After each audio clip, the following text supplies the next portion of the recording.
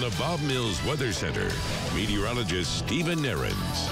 Well, for folks getting outside today, it's another pretty good one by August standards. I mentioned a few minutes ago that we do have an ozone alert in effect for the Tulsa Metro, as winds are expected to diminish significantly this afternoon. It probably hasn't felt like it this morning, because typically when we have an ozone alert day, it's that combination of hotter temperatures, ample sunshine, and very light winds, and that light wind doesn't really, allow for a lot of mixing to go on and kind of mix up some of those particles in the atmosphere and the lower levels of the atmosphere. We've actually had pretty breezy conditions this morning, so it may not feel like it, but we're anticipating those winds diminish significantly this afternoon. So kind of in the late day hours, you head towards 4 p.m., 5 o'clock rush hour into early evening. That's when we may start to notice the air quality diminishing a little bit more, even though it's been pretty good so far. Looking from gathering place, overall it has been a good day so far for our Thursday. Humidity values, those are going to start creeping up. They're still really not too bad right now, all things considered. They're a little higher than they've been the past couple days. Dew points are in the mid-60s. Still doesn't yield much of a heat index. Even dew points in the low to mid-60s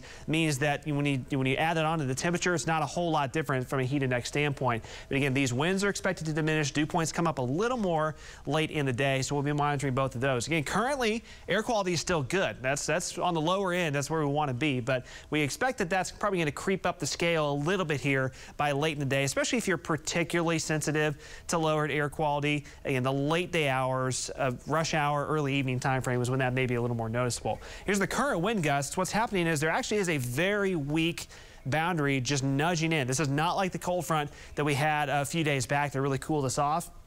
Just a very weak wind shift is really all this is.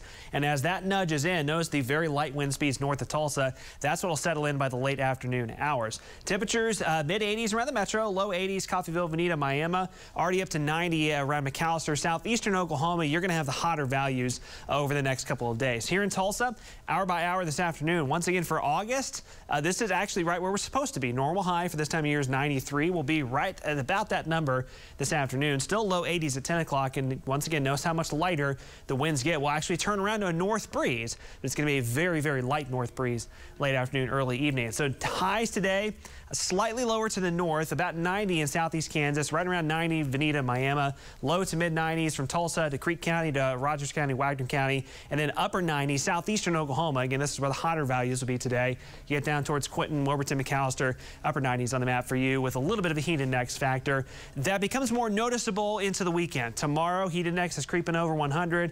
Heat index near that 110 range Saturday and Sunday and Monday. So we're back into August here over the next few days. Now this is down in the Pacific. This will not impact our weather, but something notable. This is a Hurricane Hillary in the Pacific that's going to strengthen significantly in the next couple of days. And I mention this because the jet stream pattern is going to influence where it goes as the heat dome continues to dominate our weather. Watch down here over the weekend into about Monday.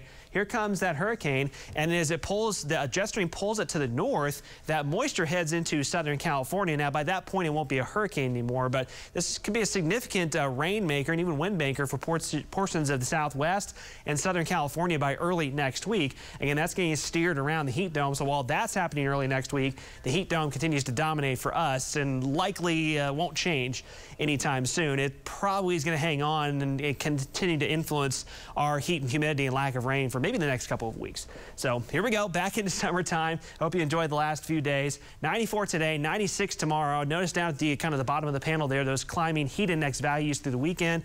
Real deal temperatures in the triple digits Saturday, Sunday, and Monday.